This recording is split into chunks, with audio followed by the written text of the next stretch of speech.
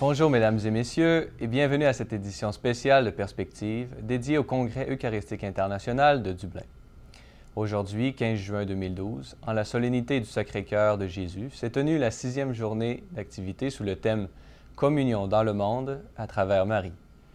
La catéchèse d'aujourd'hui a été prononcée par son Excellence Bachar Warda, archevêque de l'Église chaldéenne catholique. Monseigneur Warda est devenu membre de la Congrégation des Rédemptoristes en 1994.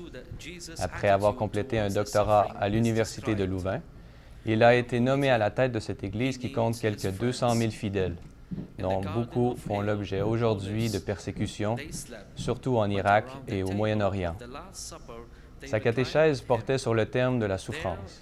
C'est en partageant diverses expériences, ainsi qu'en développant une théologie de la souffrance, en lien avec l'Eucharistie, qu'il a déployé ce thème. Écoutons un extrait de cette catéchèse. Comment la souffrance peut devenir un moyen de communion? Il y a beaucoup de types de souffrance. Il y a la souffrance du corps, de l'esprit et de l'âme. Il y a aussi beaucoup de causes qui peuvent infliger de souffrance aux personnes, comme les calamités naturelles, les guerres, l'exploitation. Quand je parle de ce sujet, je pense aux souffrances des communautés persécutées ou exploitées, mais aussi les souffrances personnelles des malades, des pauvres et des personnes âgées. La souffrance a presque toujours un impact dévastateur sur les personnes, sur la dimension humaine des personnes. Mais quand on parle de souffrance humaine, alors la souffrance de notre Seigneur est toujours impliquée. Son corps détruit reste présent dans le mystère du pain. Et je me rappelle d'une autre expérience qui concerne une fille de 18 ans. Il s'agissait d'une des plus belles filles de son village. Elle s'appelait Sandy. L'année passée, quand elle allait à l'université, elle a été tuée dans l'explosion d'une autobombe. La famille a participé à l'enterrement. Au cours des moments de deuil, toutes les familles se réunissent dans la douleur. Il y a eu des moments où nous avons fait l'expérience, malheureusement, de meurtres de prêtres ou d'évêques. Et pendant ce moment, nous nous sommes sentis encore plus unis comme Église et comme communauté ecclésiale, même si en même temps, beaucoup ont perdu leur foi et ils se sont découragés et ils ont fui le pays en essayant de trouver une sécurité pour eux-mêmes et pour leur famille. Si cela est vrai, il est vrai aussi qu'au cours de ces moments de traumatisme profond et de perte, ils ont renforcé les liens d'identité des membres de l'Église, en sachant que des millions de personnes dans le monde et d'Églises nous rappelaient dans leurs prières, leur cœur, leur esprit, et ont été un grand soutien à nous dans ces grands moments de dévastation. Ces communications ont approfondi notre solidarité, notre sens de communion avec l'Église universelle et par cela, nous sommes devenus plus conscients de la bénédiction d'être catholiques. Puisque cette journée du Congrès est consacrée à l'approfondissement de notre connaissance de l'intercession de Marie dans la communion avec le monde, les organisateurs ont proposé aux fidèles la prière du chapelet. Cette prière fut dirigée par Mme Marian Mulhall, fondatrice du mouvement World Priest, qui est dédié à la prière pour la sanctification des prêtres. Elle est également membre de l'équipe à l'origine du mouvement Relais annuel de prière du rosaire. Écoutons un extrait du discours précédant la prière du chapelet. C'est une journée très spéciale aujourd'hui. C'est la journée mondiale de la prière pour la sanctification des prêtres qui a été annoncée par Jean-Paul II en 2000. Chaque année, nous choisissons un thème. Le thème de cette année, c'est les prêtres appelés à la sainteté. Oui, nous voulons que tous nos prêtres deviennent des saints, parce que c'est à cela qu'ils ont été appelés. Et puis, c'est aussi la fête du Sacré-Cœur de Jésus. C'est une fête très particulière pour moi, fête très spéciale pour tous les prêtres, parce que vous êtes l'Alter Christus, vous êtes l'autre Christ, et vous portez en vous le cœur de Jésus. C'est une idée très simple.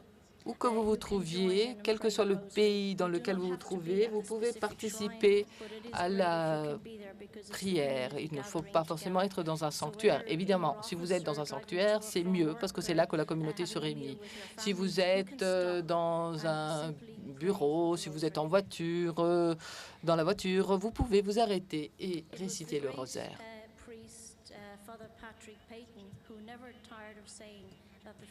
C'est Patrick Payton qui n'arrêtait jamais de dire, ne cessait jamais de dire qu'une famille qui prie ensemble reste unie. Alors, en tant que communauté, en tant qu'Église, nous sommes unis aujourd'hui à des millions de personnes dans le monde pour célébrer ce relais.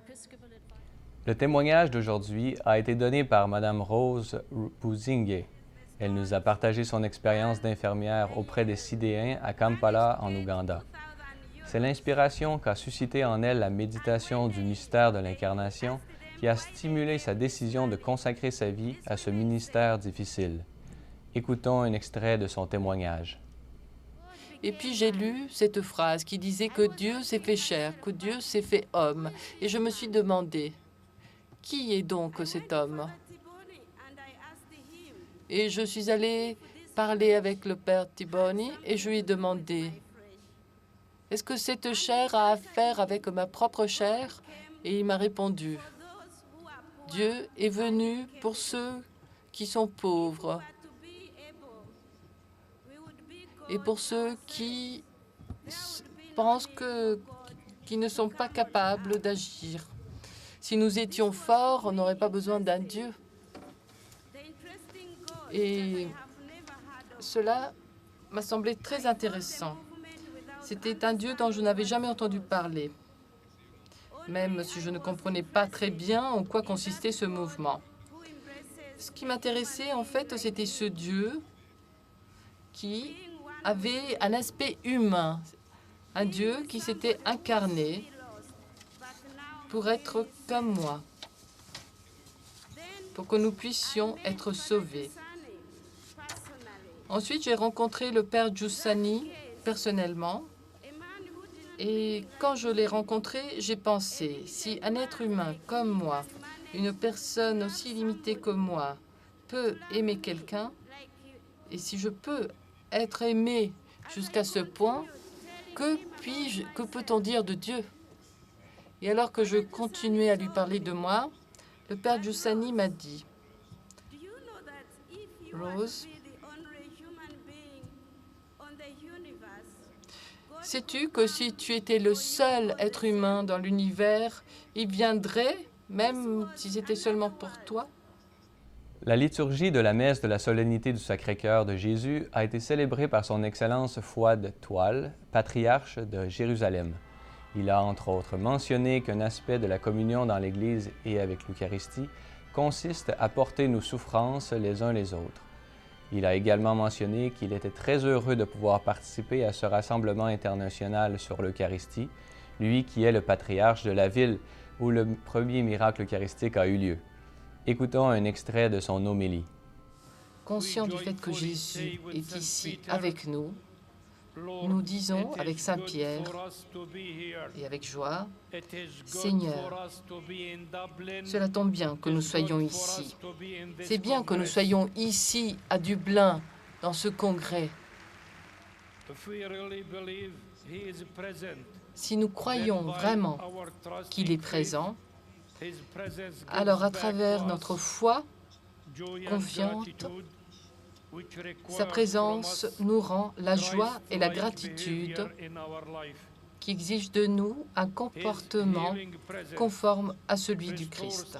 Sa présence salvifique restaure notre humanité brisée, même au milieu des persécutions matérielles et spirituelles. Pour rappeler notre communion dans la souffrance, je viens à vous comme le pasteur du petit troupeau du Christ, qui souffre dans la terre de la promesse. la terre des promesses nouvelles et modernes et des résolutions internationales qui n'ont jamais été tenues. C'est la terre qui a témoigné la première de la réalisation du plan de Dieu. Racheter sa création dans l'incarnation, la souffrance, la mort et la résurrection et l'ascension du Fils de Marie.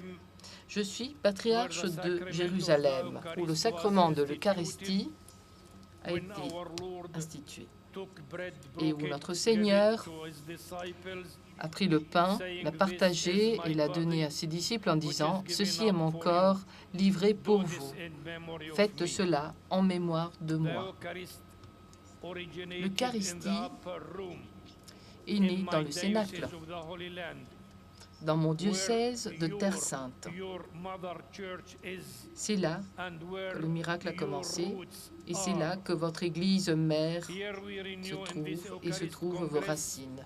Nous renouvelons ici, dans ce congrès eucharistique, l'événement qui a eu lieu à Jérusalem.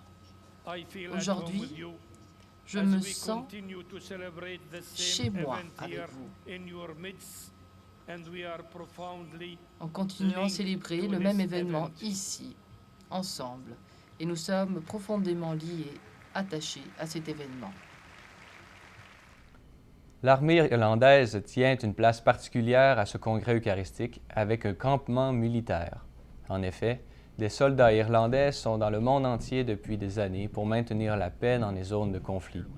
Notre collègue Sébastien Côme a pu rencontrer le père Robert McCabe, aumônier. Sébastien lui a demandé en quoi sa présence est importante au congrès eucharistique. Il lui a répondu que les participants viennent de différents pays.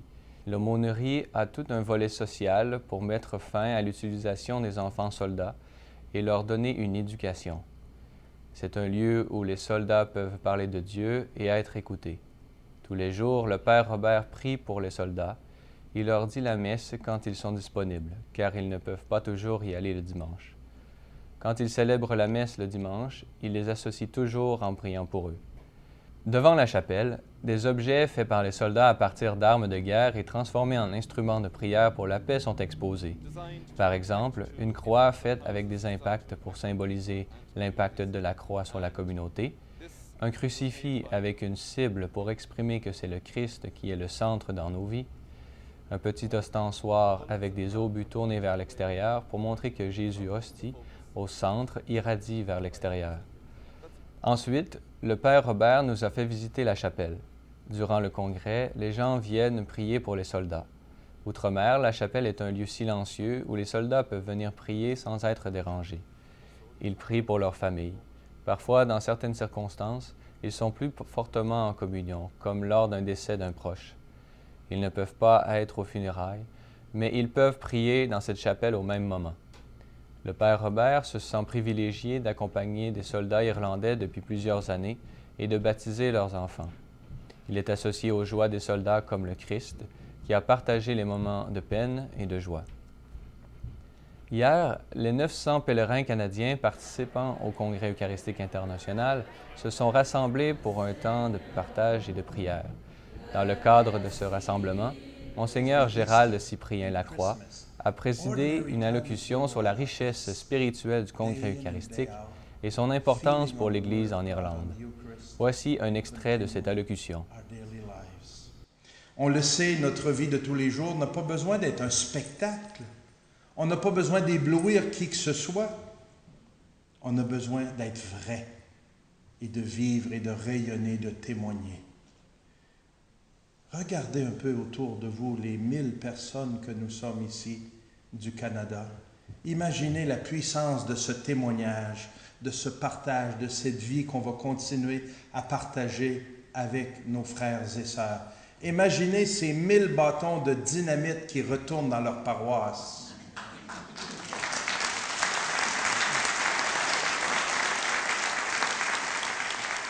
Je retourne chez nous et j'espère que vous aussi, avec cette conviction que la vie eucharistique se vérifie dans les petites choses de la vie.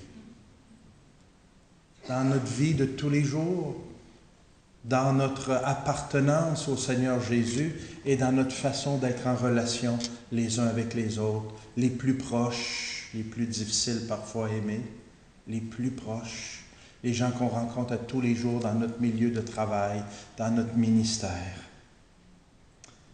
Merci Seigneur de nous avoir permis de venir ici sur cette île enchantée, cette île qui nous a surpris par la foi qui est enracinée ici depuis si longtemps. Merci Seigneur pour tous ces missionnaires qui sont venus et qui sont allés partout dans le monde. L'Irlande est un des pays qui a donné des milliers de missionnaires pour annoncer l'Évangile. Et si le Seigneur se tournait vers nous maintenant, il nous invitait à en faire autant, à être des missionnaires chez nous, mais au-delà de nos frontières. L'Irlande est riche en hauts lieux spirituels. Chaque jour, nous vous présentons un lieu qui témoigne de la présence très ancienne de l'Église. Sébastien Combs s'est rendu pour nous à la cathédrale de Saint-Canice, dans le comté de Kilkenny. The history of Christianity in Ireland dates back to the early 5th century. It has been a time of peace and prosperity as well as war and division. One of the places that has witnessed it all has been the county of Kilkenny, in which stands the Cathedral of St. Canice.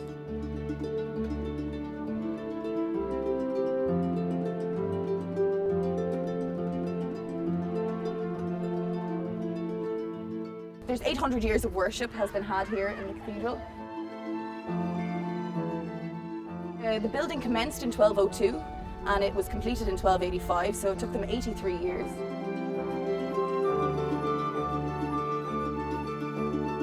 The round tower behind me was built in 849, so it's roughly 1,200 years old, 400 years older than the cathedral.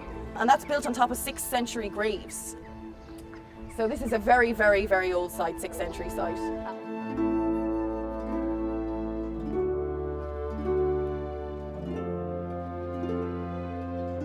It kind of yo-yoed between religions for a while, and then it settled in, after Cromwell's visit in 1650, it settled into just being Church of Ireland, Anglican, Episcopalian. So, but it was initially Roman Catholic, you're right, yeah.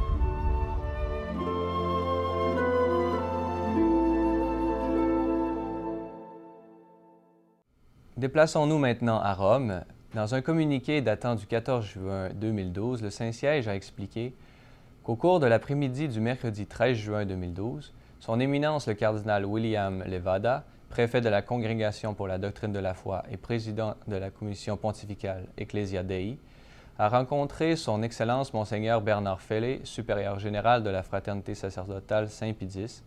L'objet de la rencontre était de préserver l'évaluation du Saint-Siège à propos du texte remis par la Fraternité sacerdotale Saint-Pie X au cours du mois d'avril, en réponse au préambule doctrinal soumis le 14 septembre 2011.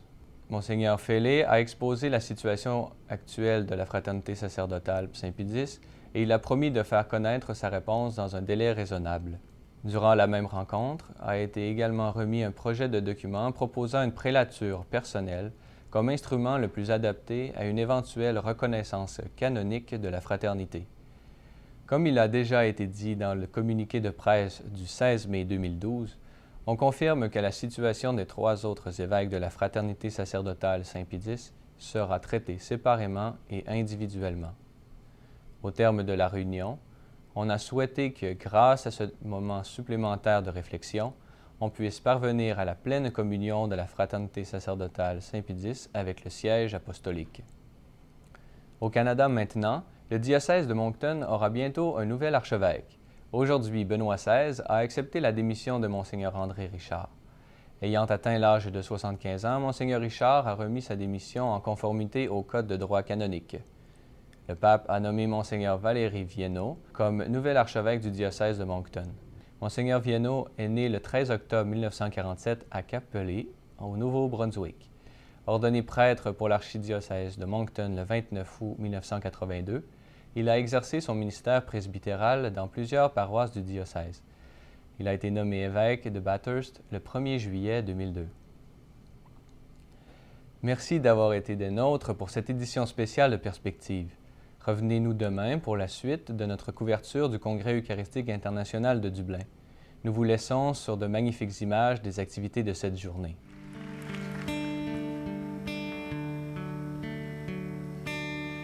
I see your face, a broken smile. I see you fight the tears you cry. You have your dreams, tomorrow's plans, yet it's so hard to understand. And I know you are searching deep inside your heart to find some meaning, and hope seems all afar. But I heard an angel calling out your name, and I have this feeling that words just can't explain. And I believe somehow heaven heals our pain. And I heard an angel calling out your name.